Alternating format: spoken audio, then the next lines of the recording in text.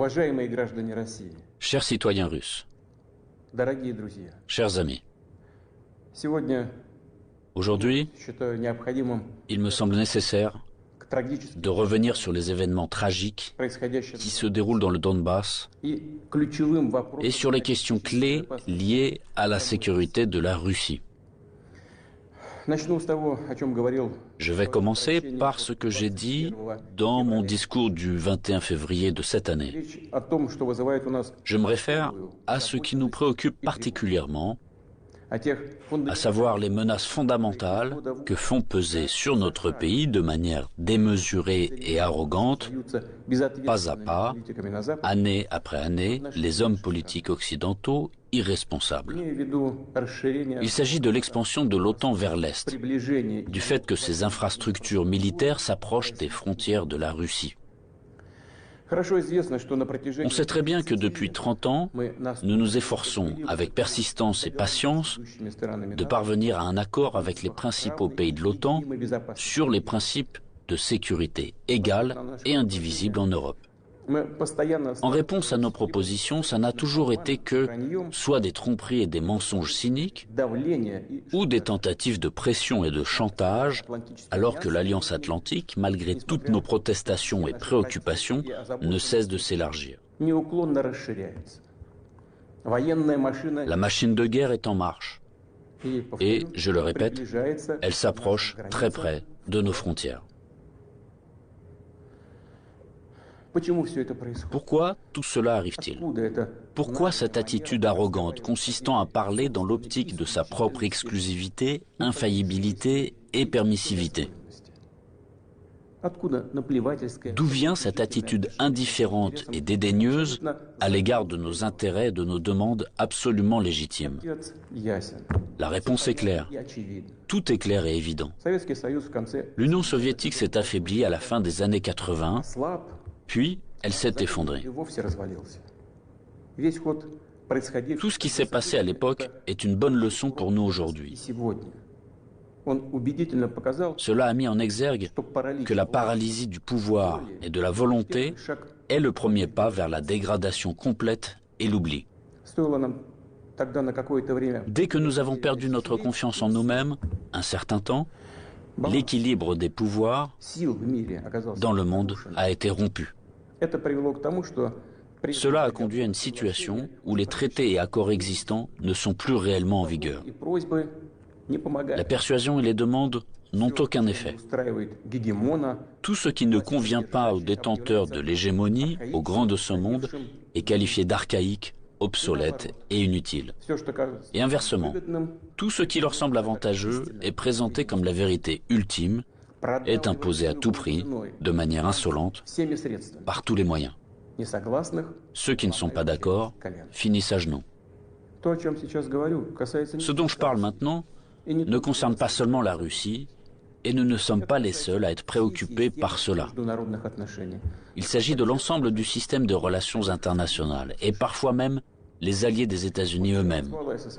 Après l'effondrement de l'URSS, le monde a été de fait remodelé et les normes établies du droit international, dont les principales, fondamentales, ont été adoptées à la fin de la Seconde Guerre mondiale et ont largement consolidé ces résultats, ont commencé à gêner ceux qui se sont déclarés vainqueurs de la guerre froide. Bien sûr, dans la vie pratique, dans les relations internationales, dans les règles pour les organiser, il était nécessaire de prendre en compte les changements de la situation dans le monde et de l'équilibre même des forces. Mais cela aurait dû être fait de manière professionnelle, progressivement, avec patience, en prenant en compte et en respectant les intérêts de tous les pays, et en pleine conscience de leurs responsabilités. Or non, en raison de l'euphorie due à la supériorité absolue, d'une sorte de forme moderne d'absolutisme, et dans le contexte d'un faible niveau de culture générale et de fatuité de ceux qui ont préparé, pris et promu des décisions qui étaient rentables uniquement pour eux-mêmes, la situation a pris une tournure différente. Voici des exemples tout trouvés.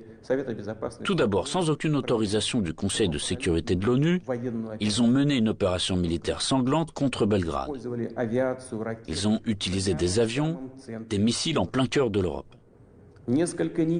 Plusieurs semaines de bombardements continus sur des villes pacifiques, sur des infrastructures vitales.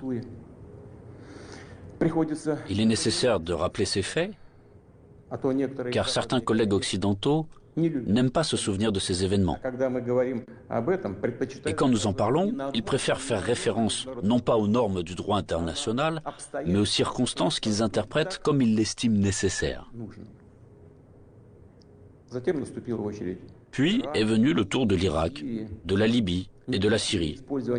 L'utilisation illégitime de la force militaire contre la Libye, la dénaturation de toutes les décisions du Conseil de sécurité de l'ONU sur la question libyenne ont conduit à la destruction complète de l'État, au fait qu'un énorme foyer de terrorisme international est apparu, au fait que le pays s'est trouvé plongé dans une catastrophe humanitaire dans l'abîme de la guerre civile qui a duré plusieurs années et se poursuit encore, la tragédie à laquelle des centaines de milliers, des millions de personnes ont été condamnées, non seulement en Libye, mais dans toute cette région, a provoqué un exode migratoire massif de l'Afrique du Nord et du Moyen-Orient vers l'Europe. Un sort similaire a été réservé à la Syrie.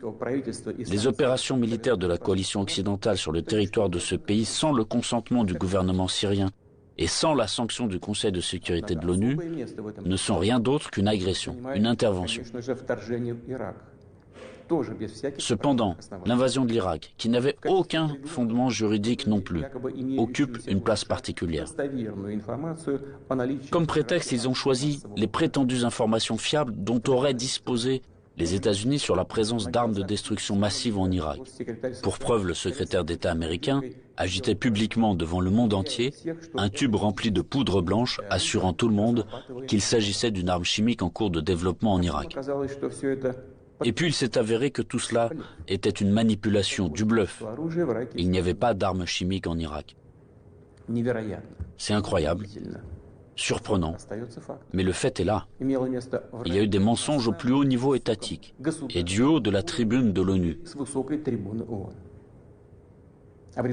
Et en conséquence de cela, il y a eu des sacrifices énormes, des destructions, une progression incroyable de terrorisme.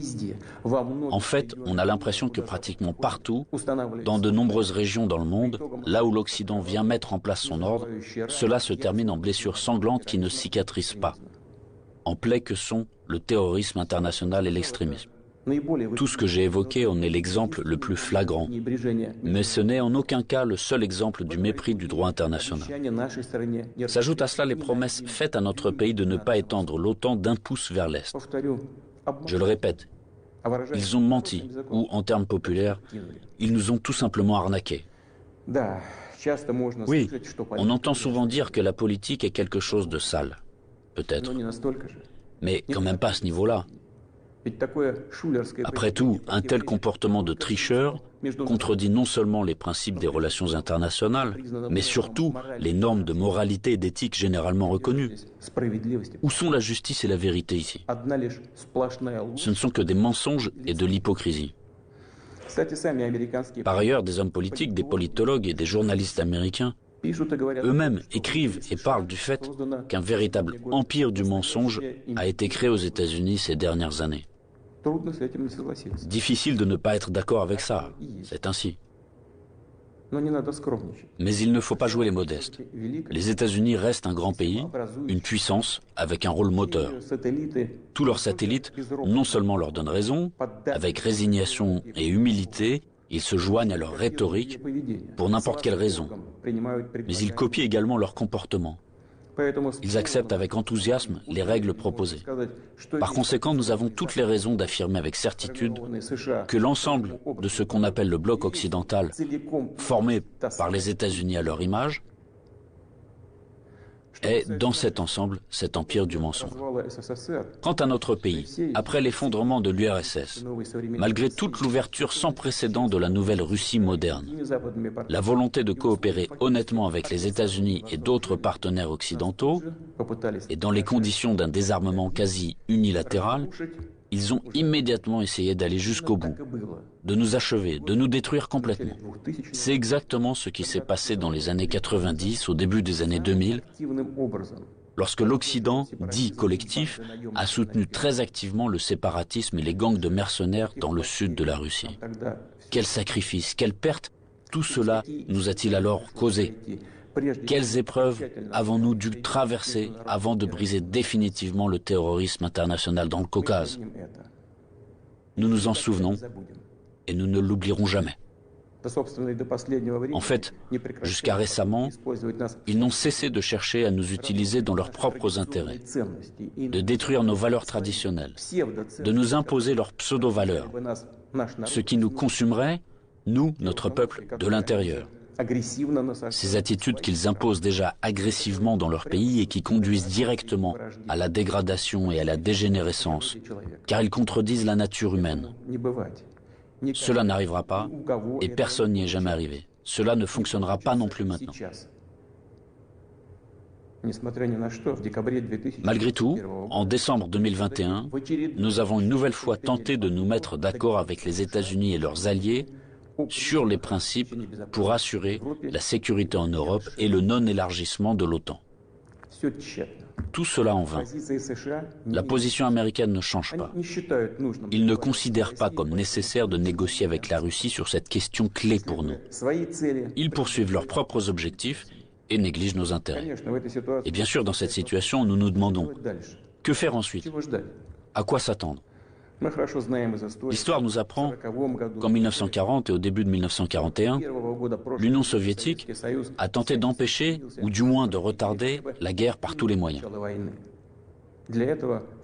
Pour ce faire, elle a essayé littéralement jusqu'à la dernière minute de ne pas provoquer un agresseur potentiel, elle n'a pas pris ou reporté les mesures les plus nécessaires et les plus évidentes visant à se préparer et repousser une attaque inévitable. Et les mesures qui ont finalement été prises étaient dramatiquement tardives. En conséquence, le pays n'était pas prêt à faire face à pleine capacité à l'invasion de l'Allemagne nazie qui attaquait notre patrie sans déclaration de guerre le 22 juin 1941. L'ennemi a été arrêté, puis écrasé, mais à un coût colossal. La tentative d'amadouer l'agresseur à la veille de la Grande Guerre patriotique s'est avérée être une erreur qui a coûté cher à notre peuple. Au cours des premiers mois de la guerre, nous avons perdu de vastes territoires stratégiquement importants et des millions de personnes. Nous ne ferons pas une telle erreur une deuxième fois. Nous n'en avons pas le droit. Ceux qui revendiquent la domination mondiale publiquement, en toute impunité et, je le souligne, sans aucune justification, nous déclarent, nous, la Russie, leur ennemi. En effet, ils disposent aujourd'hui de grandes capacités financières, scientifiques, technologiques et militaires.